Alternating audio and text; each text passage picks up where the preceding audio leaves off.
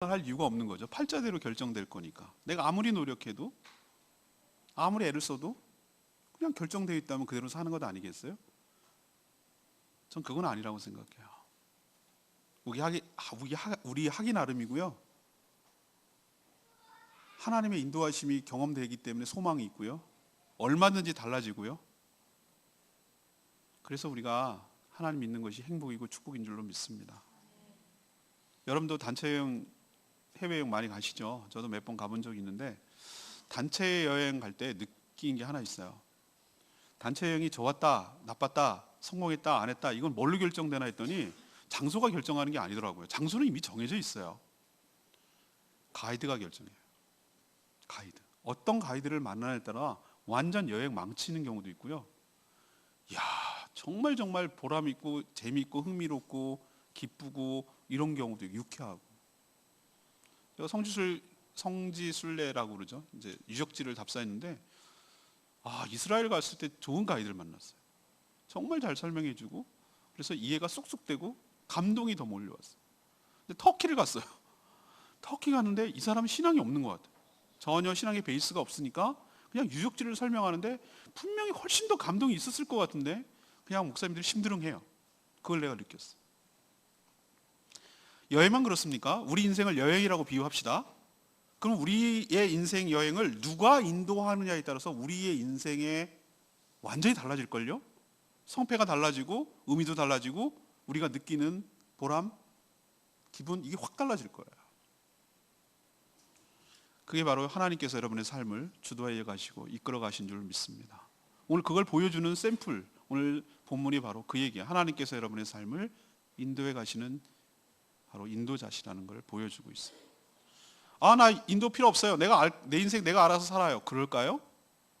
우리가 살아가는 것이 꼭 출애굽은 했으나 가나안 땅에 들어가기 전의 모습이에요. 근데 출애굽해서 좋아했죠, 여러분? 근데 아직 가나안은 아니에요. 젖과 꿀이 흐르는 가나안 땅에 가야 가는 거잖아요. 분명히 애굽이 더 좋아요. 객관적인 환경으로 보면. 광야 살 데가 못 돼요. 제가 이집트에서 출발해갖고 이스라엘 가는 과정에서 여러분 광야 체험을 하겠습니다. 그래서 뭘 광야 체험인가? 잠깐 내리세요. 가이드가 그러더라고요. 내렸어요. 내리는 순간 제가 말씀드렸잖아요. 숨이 확 올라오는데 그 뜨거운 열기가 폐를 다 태울 것 같아요. 물론 차에 에어컨 속에 있어서 그런지 몰라도 딱 나가는데 두리번 돌려보니까 모래도 아닌 것이, 이거는 흙도 아닌 것이, 듬성듬성 바위는 있고 간간히 나무 한 그루씩은 있고 그런 덥기는 얼마나 더운지 모르겠고 땡볕이고 우리가 잠깐 내려갖고 광야 하는데 막 어디서 또 베두인족인가 와가지고 막 자판 깔고 하나 팔아보겠다고 그러고 거기 사는 사람이 있더라고요. 여기서 40년을 살았다고? 제가 그 순간에 딱 먼저 들었어요. 기가 막히더라고요. 우리가 딱 살아가는 것이 구원받으면 다 천국 가는 줄 알아요. 아니요. 우리는 구원과 천국 사이에 지금 살거든요. 믿는 자들은. 그럼 어떻게 살 거냐 말이에요. 이 광야 같은 삶을. 거기서 어디로 가야 될지 길도 없어요. 요즘은 도로가 나서 길도 있지만 옛날에 무슨 길이 있겠어요. 방향도 없어. 어디로 도대체 사방을 가야 될지 모르겠어. 어디에 오아시스가 있고 어디로 가야 지름길이고 어디 가는지 하나도 모르겠어. 근데 자존심 하나만 딱 남아가지고 건들지 마. 내 인생 내가 주인이니까 내가 알아서 살겠다고 살아보라 하세요. 얼마나 뱅뱅뱅뱅 제자리만 돌고 앉았고 남 뛰니까 남 가는 대로 우르르 몰려가고 남이 실패하면 나도 실패하는 거고 이게 이런 인생이라면은 그게 가이드가 없다는 거 하나, 자존심 세웠다는 거 하나 외에 뭐가 잘하는 게 있냐는 거죠. 너무나 미래가 불확실하고 어디로 가야 될 바를 알지 못하는 게 우리의 인생인 줄로 압니다. 너무 위험천만하는 일들이 많고 주변의 적들이 우리를 빼앗으려고 호심탄만 노리고 수많은 환경의 어려움과 수많은 짐승의 어려움과 이런 것들이 산재해 있는 것이 광야고 우리 인생이다 이 말이죠. 그래서 누군가의 도움을 받아야 되는데 그분이 하나님이 되기를 여러분 소망합니다. 여러분이 하나님의 인도를 받는다면 그것은 안심하고 가나안 땅까지 온전히 가게 될 줄로 믿습니다. 근데 오늘은 그 얘기하려는 것이 아니라 그러면 좋아요. 알겠어요. 거기까지는 동의가 됐어요. 하나님의 인도하심을 받으려고 해요. 그러면 어떻게 해야 하나님의 인도하심을 받냐 이거죠. 어떻게? 인도하심을 받으려면 어떻게 해야 되느냐 이거죠. 오늘 이 말씀을 잘 들으시고 하나님의 인도를 받기 전에 하나님의 인도를 받을 수 있도록 준비하시고 그 인도를 잘 받아 천국까지 이르는 저와 여러분 되기를 소망합니다. 첫 번째로 우리가 신경 써야 될 건 뭐냐? 하나님의 인도함보다 하나님의 임재가 먼저 우선되어야 된다는 거예요. 사람들이 자꾸 놓치고 있는 부분이 이거예요. 인도만 받으려고 해요. 근데 인도를 받을 수 있는 하나님의 임재를 준비하지 않아요. 그게 우리의 최대 미스예요. 그리고 나를 인도해 주지 않는다고 원망하고 불평만 해요. 아니에요. 오늘 말씀을 여러분 잘 들으시고 내가 하나님의 인도를 받을 수 있도록 하나님이 내 가운데, 내 삶 가운데 함께 동행하고 함께 하시는 임재가 먼저 준비되고 먼저 토대가 쌓일 때 그때 인도를 받을 수 있는 준비가 된다는 거 기억하시기를 바랍니다. 그걸 어떻게 합니까? 구름이 언제 떠오르는지 보면 아는 거예요. 오늘 말씀은 성막이 세워지고 난 다음에 변화한 모습이에요. 우리는 구름 기둥, 불 기둥, 그 구름이 어떻게 형태가 어떠냐에 굉장히 관심이 많아요. 어떻게 구름이 항상 머물러 있어? 바람이 안 날아가고 항상 그 자리에 있어? 그리고 어떻게 밤에는 불기둥으로 그게 바뀌어? 뭐 이런 거의 형태에 대해서 관심과 호기심을 가져요. 근데 우리가 진짜로 관심을 가져야 될 것은 초점은 구름의 형태가 아니에요. 구름이 모양이냐, 뭐 불 모양이냐, 기둥이냐 이런 개념이 아니고 우리가 관심 가져야 될 것은 구름이 어디에 있느냐. 그리고 구름이 언제부터 생겨나기 시작했느냐. 여기에 먼저 관심을 가져야 될 줄로 압니다. 오늘 15절 보세요. 15절. 성막을 세운 날에 구름이 성막 곧 증거의 성막을 덮었고 라고 표현하고 있어요. 언제 구름이 떠올랐다고요? 성막을 세운다. 그러면 성막이 세워지지 않으면 구름이 없다는 얘기예요. 구름이 뭐냐? 하나님의 임재를 상징하는 거예요. 성막이 왜 필요한가? 하나님의 임재와 하나님의 동행을 경험하기 위해 모셔야 되기 때문에 성막이 필요한 거예요. 하나님은 어느 집에 갇히고 성전처럼 이방 잡신들처럼 어느 성전에 머물고 집이 있어야 머무는 그런 분이 아니에요. 자유로운 영이시기 때문에 성막 같은 건 필요 없으신 분이에요. 근데 이건 누구를 위한 것인가? 그런 하나님이 영광스러운 분이 천하 우주 만물을 모두 다 그분의 발판으로 삼아도 부족한 분이 뭘 그 조그만한 50m짜리 텐트에 갇히시겠어요? 이건 철저하게 누구를 위한 것이냐? 하나님을 위한 배려가 아니고 철저하게 인간 이스라엘 백성들을 위한 배려이고 하나님께서 도와주시고 하나님께서 백성들을 위하는 조치예요. 왜? 성막을 세워서 하나님이 거기 있어주는 거예요. 누구를 위해서? 백성들을 위해서. 하나님은 영이신데 우리 눈으로 보이지 않는데 인간의 눈인 가시적인 눈으로 볼 수 있도록 구름의 형태로 그 위에 머물러 주시는 것이 하나님을 위하는 것이 아니고 우리를 위한 거예요. 백성들을 위한 것이에요. 그걸 여러분이 이해를 하셔야 돼요. 성막이 세워질 때 비로소 어떤 기능이 작동하기 시작하냐면은 그게 작동해요. 제사를 드릴 수 있거든요. 비로소 모든 기구가 성구가 다 배치가 되고 제사를 드림으로 하나님과 정기적으로 안정적으로 만날 수 있고 하나님께서 그 지성소 안에 그 언약궤 법궤 위에 두 날개를 커다란 날개를 가진 그룹 천사들 사이에 시은소라고 하는 거기다 소의 피를 뿌려가지고 하나님의 속죄를 하는 그 공간, 그 좁아터진 공간 거기에 하나님 있겠다라고 하나님 약속을 해주셨어요. 그래서 정기적으로 가서 제사장이 제사를 드림으로 하나님께 속죄함을 받고 하나님께 용서를 구하고 하나님과 다시 화목하고 하나님과 친밀해지고 그리고 하나님으로부터 말씀을 듣고 하나님으로부터 함께 하시는 여러 가지 축복을 누릴 수 있게 하는 것이 성막이 세워질 때 가능하단 말이에요.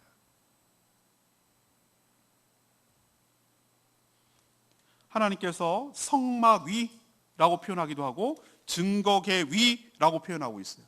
왜 증거궤라고 그랬을까? 그 하나님 머무시는 곳이 증거궤거든요. 언약궤, 법궤라고 부르는 그 위에 있기 때문에 그런 거예요.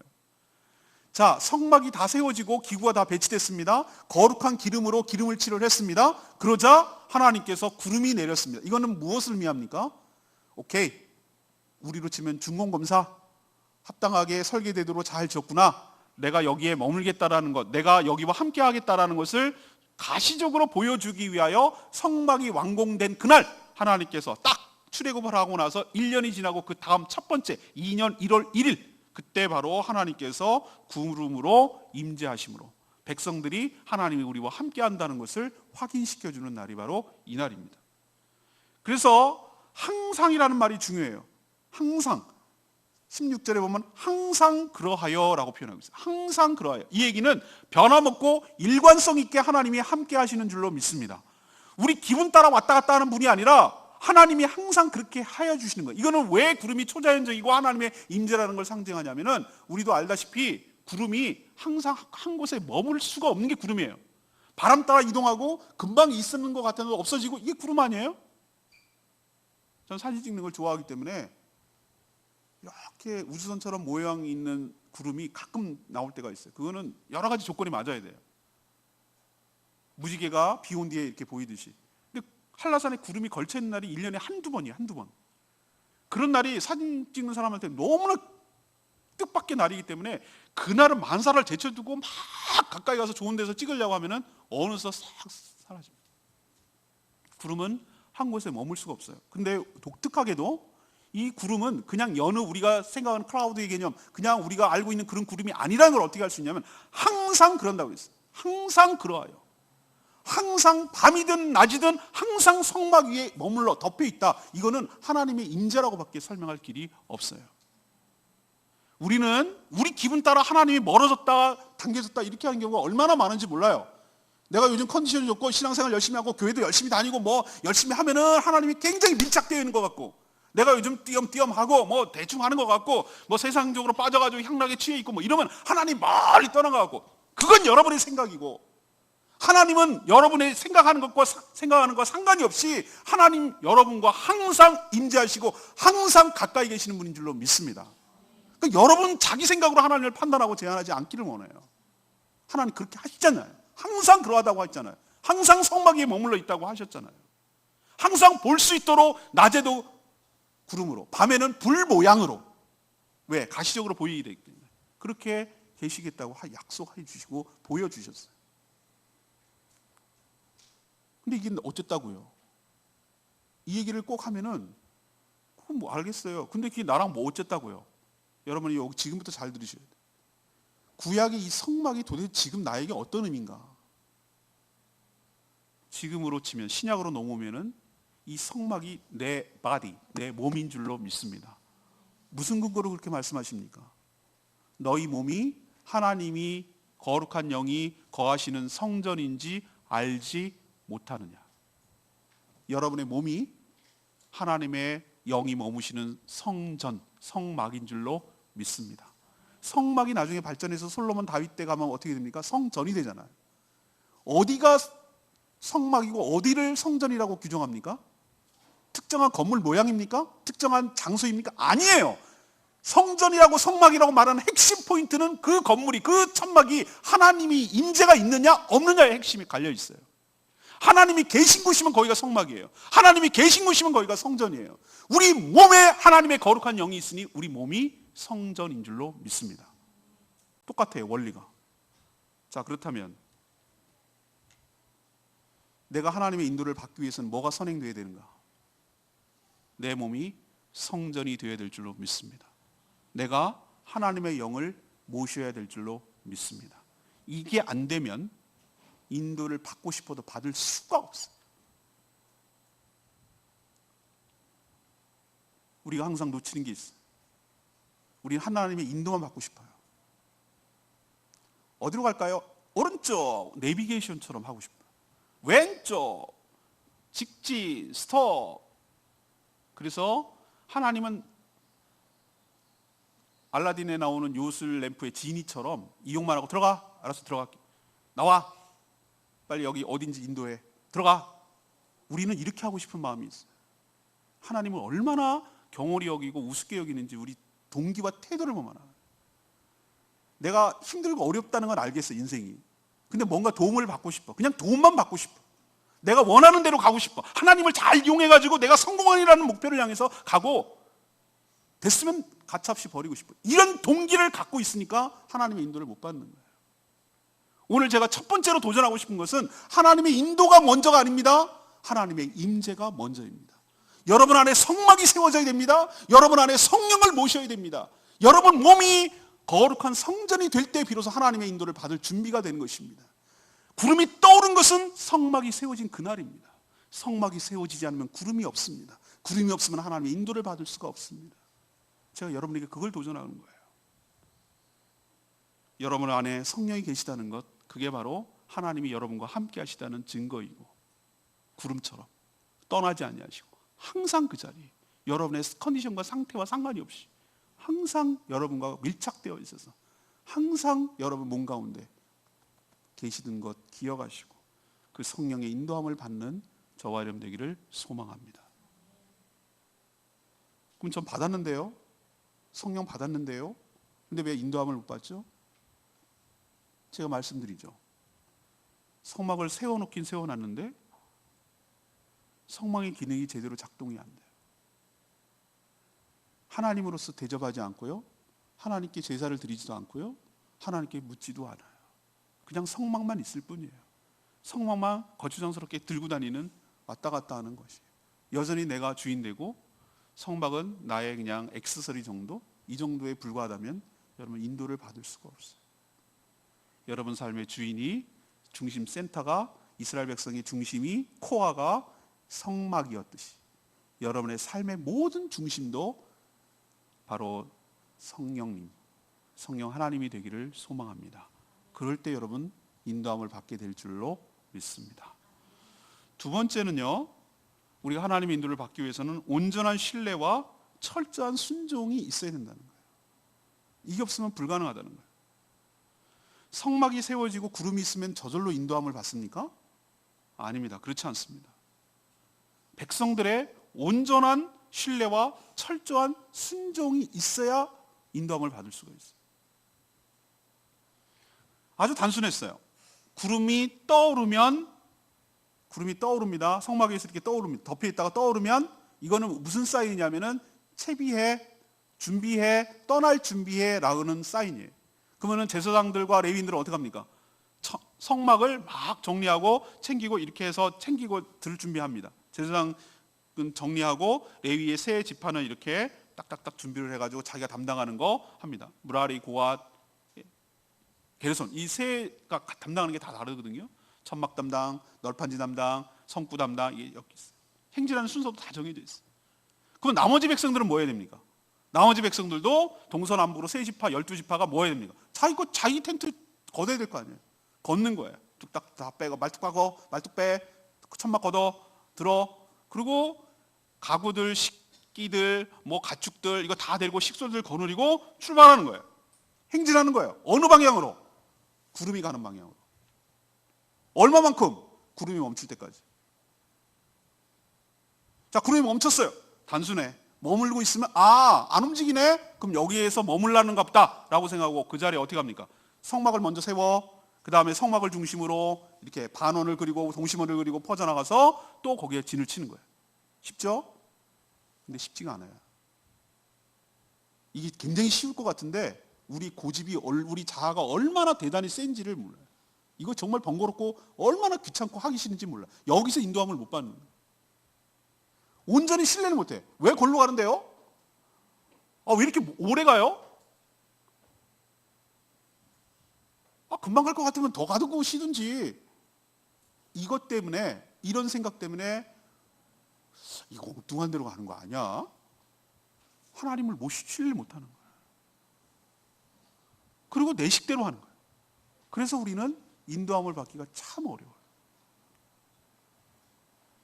구름은 하나님의 임재한다는 상징이라고 그랬죠.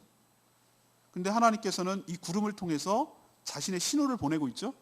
백성들은 이것을, 구름을 뭘로 받아들였습니까? 하나님의 명령으로 받아들였어요.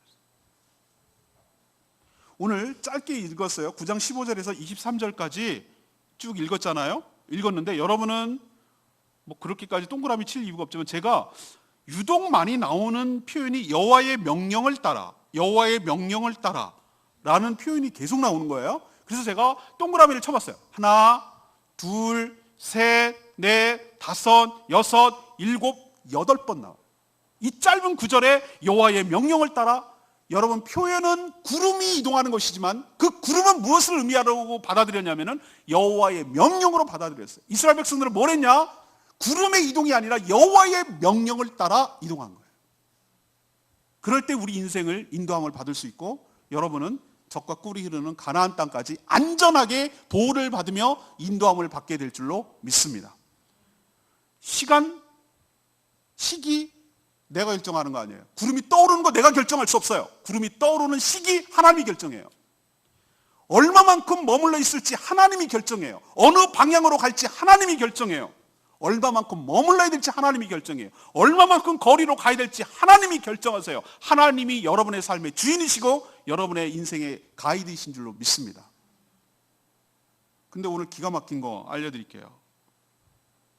혹시 20절에 성막 위에 머문 날이 적을 때에도 그랬어요. 다만 여호와의 명령을 따라 진영에 머물고 여호와의 명령을 따라 행진했어요.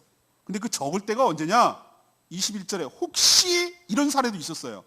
구름이 저녁부터 아침까지 있다가 아침에 구름이 떠올랐어요. 자, 몇 시간 머물러 있었습니까? 24시간. 날짜로는 이틀. 구름이 저녁부터 아침까지 있다가 아침에 구름이 떠올랐어요. 24시간도 채 안 돼요. 다 채비하고 다 텐트를 쳤어. 치느라고 말뚝 박어, 야 줄 댕겨, 팽팽하게 해. 그래갖고 식기 제대로나 하고 했어. 근데 웬일? 그 다음날 또 철수하래. 여러분은 어떻게 하시겠어요? 여러분은 어떻게 하시겠냐고. 이게 힘든 거라고. 여러분 이게 이상적이고 뭐 하죠. 제가 하나님 이거 순종하죠. 아니요. 그렇지 않아요. 여러분 실생활에 막상 딱 닥치면 여러분이 이스라엘 백성이라면 이거 쉽지 않아요. 여러분은 어떤 생각을 합니까? 아니 왜 하루 더 가든지 하지. 장난하나 똥개 훈련시켜? 이거예요. 우리는요 하나님의 인도함을 못 받는 결정적인 이유가 있는데 제가 많이 이걸 보고 회개하고 반성하고 있는 게 있는데 우리는 합리성을 너무 따져요.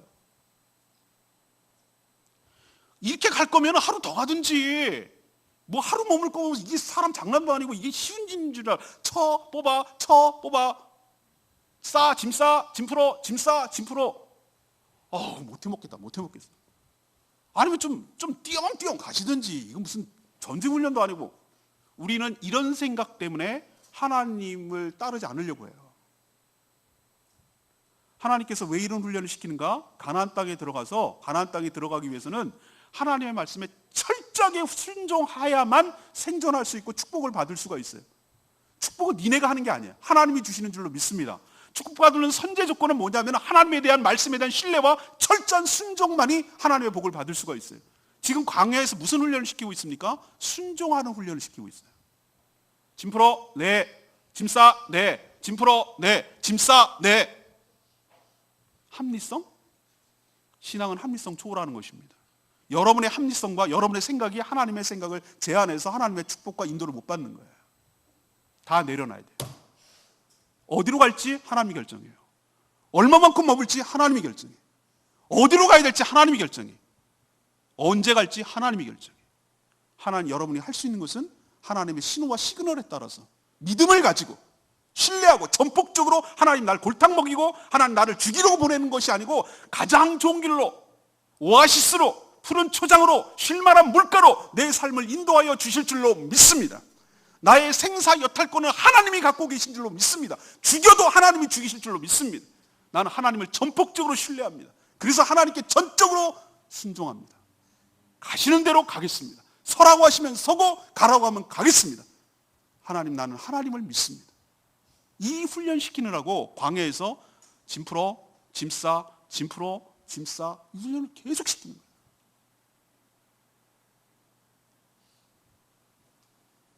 오늘 읽지는 않았지만 10장 33절을 살짝 미리 가볼게요. 10장 33절 함께 읽을까요? 10장 33절입니다. 시작. 그들이 여호와의 산에서 떠나 3일 길을 갈 때에 여호와의 언약궤가 그 3일 길에 앞서가며 그들의 쉴 곳을 찾았고, 언약궤가 있는 곳이 성막이에요. 언약궤가 움직였다는 얘기는 하나님 움직였다는 얘기예요. 하나님이 광야로 가는데 어디로 가야 될지 앞서 3일 길을 앞서 행하셔서 이스라엘 백성들이 쉴 곳을 찾으셨고라는 표현이 나와요. 언약궤가 의인화되어 있어요. 궤짝이 무슨 의인화됐겠어요? 그 언약궤는 하나님을 뜻하는 줄로 믿습니다. 제가 대표적으로 예를 들어준 거예요. 하나님께서 여러분보다 여러분의 인생을 앞서 가셔서 여러분이 쉴 만한 곳을 먼저 찾으시고 거기로 인도해 가시고 거기서 머물도록 하시는 분인 줄로 믿습니다. 우린 인생을 몰라요. 광야 같다고 제가 말씀드렸어요. 여러분 광야에서 딱 떨어뜨려 놓으면은 정말 막막해요.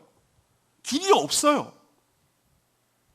모든 게 다 비슷하게 보여요. 도대체 어디로 가야 될지, 어디로 가야 내 물을 얻을지, 어디로 가야 그늘을 얻을지 하나도 몰라요. 우리가 살 수 있는 유일한 길은 하나님을 신뢰하고 하나님께 순종해서 따라가는 것밖에 없어요. 그러면은 나보다 나를 더 잘하시고 나를 더 사랑하시는 그분이 우리를 가장 좋은 길로, 베스트 웨이로, 최고의 최적지로 우리의 삶을 한 발 한 발 인도해 가셔서 쉴만한 그곳으로 인도해 가실 줄로 믿습니다. 여러분, 두 번째로 기억하실 건 그거예요. 내가 하나님의 인도를 받기 위해서는 하나님을 전폭적으로 신뢰해야 된다는 것, 그리고 철저하게 순종해야 된다는 것. 나보다 나를 더 잘하시는 분, 광야를 나보다 더 잘하시는 그분께서 내 삶을 망가뜨리거나 나를 골탕 먹이거나 내 인생을 패배로 이끌지 아니하시고 베스트 웨이, 가장 좋은 길로 인도해 주실 것을 믿고 전폭적으로 하라면 하라는 대로, 그게 하루가 됐던 12시간이 됐던 100일이 됐던 1년이 됐던 이틀이 됐던 그건 하나님께서 아신다고 생각하시고 철저하게 순종하는 법부터 배울 때 여러분의 삶을 가장 좋은 길로 인도해 가실 줄로 믿습니다. 세 번째는 하나님의 말씀을 예민하게 잘 알아채고 분별해야 된다는 거예요. 하나님께서 인도하시는 방법이 구름밖에 없었을까? 아니요. 10장에 보면은 또 다른 인도의 방법이 나와요. 오늘 다 설명하지 않았어요. 근데 그건 나팔이었어요. 구름은 제가 보기에는 총론적인 방법이고 시각적인 방법이라면 나팔은 강론적인 방법이고 청각적인 방법이에요. 좀 디테일해요. 나팔을 은나팔로 두드려 만든 통나팔로 은나팔 2개를 만들려고 그랬어요. 근데 이 2개가 어떻게 부냐에 따라서 굉장한 다양한 시그널, 소리가 나와요. 동시에 크게 불면 이건 뭡니까? 모든 백성들이 회막 앞으로 다 모여 소집의 시그널이었어요. 나팔 소리가. 근데 한 개만 불면 톤이 다르겠죠. 예를 들면 똑같은 나팔을 불면은 똑같게 소리만 커질 테니까 하나는 예를 들면 하이톤, 소프라노 톤, 그다음 또 하나는 엘터톤, 이렇게 하면은 분명히 시그널이 다르겠죠, 그죠? 하나만 불면 어떤 겁니까? 족장들만, 지도자들만 회막 앞으로 모여라. 예를 들면 그런 거였어요. 자, 행진이 시작돼서 구름이 떠올랐어요. 이제 이걸 둘이 조합을 잘해야 돼요. 구름이 떠올랐어요. 그리고 크게 한 번 불었어요. 그러면은 뭐가 움직이냐면 동쪽 진영에 있는 지파, 유다 지파가 핵심 지파인데 유다 지파 포함해서 세 지파가 채비를 하고 출발하는 거예요. 출발. 모세가 가만히 있다가 지켜보고 있다가 두 번째 크게 딱 불면 남쪽에 있는 지파, 세 지파가 그 뒤를 따라서 시작하고 움직여 나가는 거예요. 나팔 소리가 그랬어요. 전쟁에 나갈 때도, 그 다음에 종교 기념일 때, 신앙 기념일 때도 불었어요. 나팔 소리는 굉장히 다양하고 여러 가지였어요. 우리도 군대 가면은 암고가 있어요. 암고. 매일매일 바뀌어요. 그거 틀리면 적으로 간줘요. 이걸 잘 구별해야 내가 생존에 문제가 안 생겨요. 이 다양한 시그널, 조합, 구름, 나팔 2개, 크게 부느냐, 한 개 부느냐, 길게 부느냐, 짧게 부느냐, 끊어 부느냐, 구름이 서 있을 때 부느냐, 구름이 떠올랐을 때 부느냐, 수많은 신호와 여러 가지 것들이 가능해요. 그러면 여러분, 이스라엘 백성 입장에서는 어떻게 되죠? 이 다양한 조합들의 신호를 정확하게 캐치해내야 돼요. 그걸 잘 받아들이고 잘 분별하고 파악해야 돼요. 이거 파악하지 않으면 나만 바보 되고, 바보 되는 정도가 아니라 낙오 되고 내 생존에 문제가 생겨요. 이거는 굉장히 중요한 시그널이에요. 애기 고양이 강아지들이 뭐 하나는 구별해야 되냐면은 엄마 냄새, 엄마 신호, 이거 잘 구분해야 돼요. 안 그러면 죽어요. 길고양이들 엄마 소리, 엄마 냄새, 소리, 이거 못 구별하면은 죽는 거예요. 우리도 전 똑같다고 생각해요. 그래서 이 소리를 아무나 불지 못하도록 하나님께서 은나팔을 불 때 누구만 불게 했냐면은 제사장만 불게 했어요. 그리고 제사장이 부르는데 제사장 자기 마음대로 부는 게 아니에요. 하나님께서 모세에게 오더를 내려요. 모세가 제사장에게 명령을 해요. 왜 이런 체계를 갖췄냐면은 하나님의 시그널이 혼선이 되면 안 된다는 거예요. 명령이 명령 체계가 달라지고 여러 가지 혼란스러워서 어떻게 될지 우왕좌왕하면은 다 망하는 거예요, 공동체가. 그래서 리더십을 하나로 일원화시키고 하나님의 시그널이 분명하게 전달되고 다른 잡소리와 다른 이상한 신호가 들어가지 않도록 하나님께서 일원화시켜 놨어요. 이 소리를 잘 듣는 것이 여러분이 사는 길인 줄로 믿습니다. 이걸 우리에게 적용할까요? 여러분에게 속한 교회 지도자의 목소리를 들어야 돼요. 청취하고 일관성 있게 들어야 된다고. 다른 시그널이 들어오고 다른 소리에 우왕좌왕하고 그들 따르면 이단 사이비에 빠져서 내가 죽을 수도 있어. 내 영혼이 망하는 거예요. 여러분 말씀을 잘 들어야 돼요. 하나님께서 세우신 주의 종의 말씀을 잘 듣고 분별하고 그것이 무엇을 의미하는 것인지를 잘 체크하는 것을 예민하게 해야 돼요. 둔감하면 안 돼요. 어떤 때는 소리를 듣고 어떤 때는 안 듣고 이러면 안 돼요. 항상 들어야 돼요. 일관성 있게 들어야 되고요. 그 말씀을 잘 분별하고 파악하고 순종할 수 있어야 돼요. 그래야 내가 살아요. 이건 불편한 게 아니에요. 좀 못 들었다고 불편한 게 아니에요. 내 생사에, 내 인생이 왔다 갔다 해요. 생사가 왔다 갔다 한다. 여러분도 하나님의 음성을, 하나님의 뜻을 잘 분별하는 저와 여러분 되기를 소망합니다. 그러면 알겠는데 이게 나랑 어쨌다는 거예요. 요즘 나팔하고 요즘 구름은 뭐예요? 이렇게 물을 거예요. 제가 말씀드린 아까 구름은 뭐라고요? 여러분의 몸이 바디고 여러분 성령을 받으셔야 돼요. 예수를 영접해야 돼요. 신을 모셔야 돼요. 신을 모신다고 그러니까 희한하죠? 맞아요. 무당이 신을 모신 사람을 갖다가 강신이라고 그래요. 강신한다고 그래요. 신을 내린다고. 신내림 받는다. 신내림. 무당이요? 신내림 받지 않은 무당은요, 되게 말도 잘하고 화려하는데 능력이 없어. 작두를 못해요. 신내림을 받을 때 투박하고 그렇긴 한데 귀신의 능력에 힘입어가지고 작두를 막 타요. 제가 왜 거룩한 말씀 시간에 무당 얘기를 하는가? 원리가 똑같아요. 하나님의 영이 여러분 가운데 들어가야 될 줄로 믿습니다. 그래야 여러분이 능력이 생겨요. 여러분 능력은 아니죠. 그 안에 성령이 역사하시는 것이죠. 신내림을 받고 신을 모셔야 돼요. 성령 하나님의 신, 거룩한 잡신, 귀신이 아니라 거룩한 하나님의 신, 성신을 받아야 돼요. 성령을 받아야 돼요. 그래야 인도함을 받고 시그널을 알 수가 있어요. 신호를 파악할 수가 있어요. 근데 아까 말씀드렸죠. 모셔만 놓고 뒷방 늙은이처럼 취급하면 안 돼요.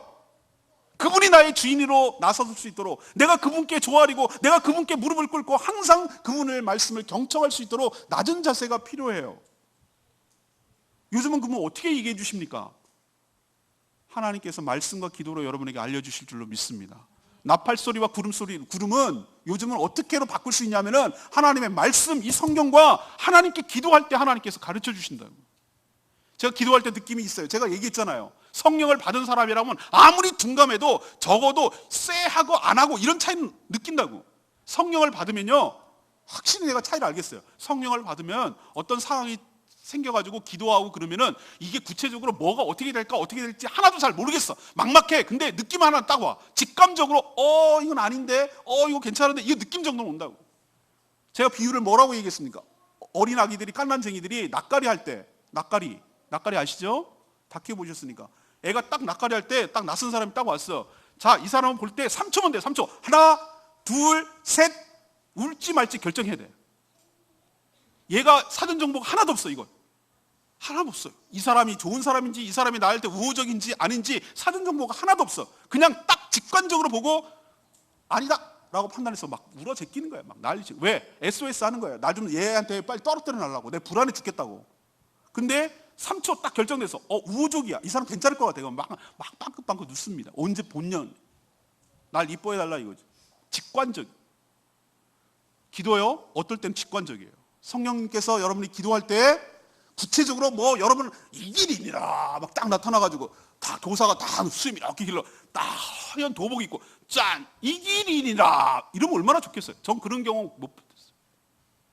근데 뭔가 모르게 하나님 이거를 해야 될까요? 하지 말아야 될까요? 라고 내가 하나님께 간구하고 간절히 그 뜻을 구하고 있으면 그리고 기다리고 있으면 분명히 분명히 나에게 알 수 있도록 내가 알아차릴 수 있도록 하나님께서 나에게 분명히 말씀해 주시는 하나님이신 줄로 믿습니다.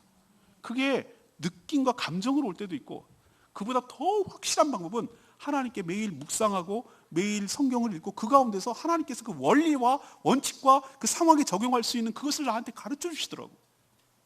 너무나 뚜렷하게 헷갈릴 이유가 없게. 여러분 진짜 문제는 뭔지 알아요?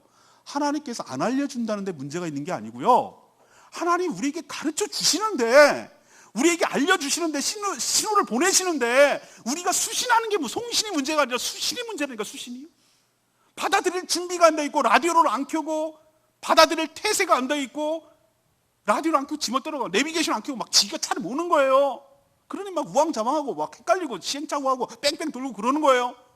모르면 켜세요. 내비게이션을 고집 부리지 말고 영적인 안테나를, 촉각을 세우세요. 하나님께서 뭐라고 말씀하시는지 들을 준비를 하세요. 그리고 그것을 분별할 준비를 하고 그것을 순종할 준비를 하셔야 하나님이 인도를 해줄 거 아니겠어요? 해주고 싶어도 해줄 수가 없는데 어떡하겠어요? 답답한 건 하나님도 답답해요. 여러분이 잊지 말아야 될 것은 분명하게 하나님께서 여러분들에게 말씀하여 주는 분인 줄로 믿습니다. 신호를 해주신다니까요. 알아들을 수 있도록 해주신다고요. 그 경로가 너무너무 다양하기 때문에 뭐라고 딱 특별하게 할 수는 없지만, 제가 말씀드리고 싶은 건 기도와 말씀이 기본이에요. 신실한 주의 종으로부터 상담을 통해서, 어떤 상황을 통해서 알려주세요. 그걸 둔감해서 모르는 내가 문제지. 영적인 촉각을 세우시고 하나님의 신호를 예민하게 잘 분별하시고 잘 캐치해내시고 그것을 잘 알아듣는, 그래서 인도함을 받는 저와 여러분 되기를 소망합니다. 오늘 말씀 정리하면 이래요. 여러분 인생 2번 살아보셨어요? 그 배우 누구죠? 그분이 그러더군요. 나 65세 처음 살아. 그렇지, 처음 살지. 김희저 씨가 그러더군요. 2번 살지 않아요. 70, 이제 80이 다 가까이 오시는데 누가 자기 인생 2번 살아본 선생님이 있어요? 나도 지금 처음이야. 모든 게 다 새로워. 이 나이 때 내가 뭘 해야 될지 처음 경험하는 거야. 그냥 아는 척하고 어른인 척할 뿐이지 나도 몰라. 무서워. 어떨 땐 두렵고. 인생이 그래요. 매번 고비고 매번 새롭고 매번 인생의 과제가 주어져요. 도대체 어떻게 살아야 될지 모르겠어요. 어떻게 잘 사는 것인지 모르겠어요. 막막해요. 꼭 광야에 던져진 것 같아. 옛날에 그래도 어릴 때는 야단 맞고 부모님이 있어. 그래도 부모님 그늘이라도 있지. 공부할 때는 선생님 그늘이고 학교 그늘이라도 있지. 막상 딱 나가니 완전 정글이고 도대체 어디서부터 어떻게 어느 순서로 뭐부터 해야 될지 도통 모르겠어. 인생. 그게 인생이에요. 두려워요. 실제로 위험의 요소가 너무너무 많아요. 잡아먹을 요소들이 너무 많아요. 사기치고 내 인생을 파괴시키려고 나를 이용했고 버리려는 수많은 무리들이 득식을 해요. 지뢰밥 밟는 것 같아요. 지뢰 피해가는 것 같아요. 여러분 인생 어떻게 사시겠어요? 이런 상황과 여건인데 광야 같은 삶을 어떻게 사시겠어요? 아까 서두에 말했잖아요. 내 인생의 여정에 좋은 가이드를 만나면 해결될 줄로 믿습니다. 그분이 여러분의 하나님이세요. 여러분을 구원하신 분이 여러분 천국까지 인도해야 하지 않으시겠어요? 그냥 구원만 하고 나 몰라라 할게요? 낳기만 하고 네 알아서 살아 그럽니까? 부모가 그럽니까? 아니죠. 스스로 살아갈 수 있을까 돕잖아요. 하나님께서 여러분을 삶을 돕기를 원해요. 여러분을 인도를 하기를 원해요. 잘 가이드를 받으면 여러분 안심하고 든든하게 천국 가는까지 인도함을 받게 될 줄로 믿습니다. 그러기 위해서 제가 다시 한번 말씀을 정리하면 주님을 여러분 모셔야 돼요. 여러분 마음 가운데, 여러분 몸 가운데 모셔야 돼요. 이게 인도받는 첫 번째 전제 조건이고 준비예요. 여러분이 성령을 모셨다는 것이 여러분 인생 여정에서 최고의 축복인 줄로 믿습니다. 성막을 세우고 성령을 모셔야 된다고요. 이게 안 되면 인도함을 받을 수 없다고요. 지금 이야기하는 모든 것들이 다 헛것이라고요. 나를 점검해 봐야 돼요. 내 안에 성막이 있는가? 내가 성전인가? 내 안에 성령을 모셨는가? 이것부터 점검해야 돼요. 이게 안 되면 지금 얘기한 게 다 이상한 소리로 들려요. 성막이 세워졌는데도 인도함을 못 받는 얘기는 성막만 세우고 기름칠도 안 하고 아무 일도 하고 성전이 제대로 돌아가지 않는 거예요. 하나님께 예배와 제사가 없어요. 하나님께 정기적으로 만나는 게 없어요. 하나님 소리를 듣지 않아요.